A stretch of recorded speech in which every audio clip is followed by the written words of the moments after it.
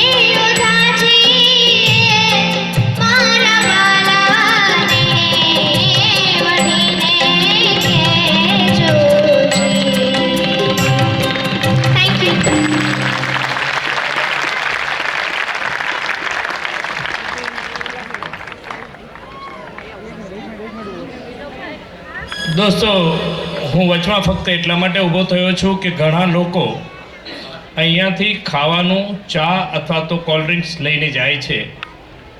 Cold drinks પી લીધા પછી બોટલો તમે ત્યાં ને ત્યાં ફેંકી દેશો. ચા પી લીધા પછી ડિસ્પોઝલ ગ્લાસ તમે ત્યાં ને ત્યાં ફેંકી દેશો.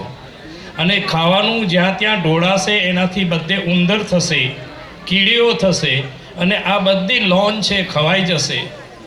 એમાં ઉંદરોના ભોણ થશે, એના દર બનશે. અને એટલા માટે હું આપ સૌ કોઈને વિનંતી કરું છું, મહેરબાની કરીને આવી કોઈ પણ વસ્તુઓ ઉપર ન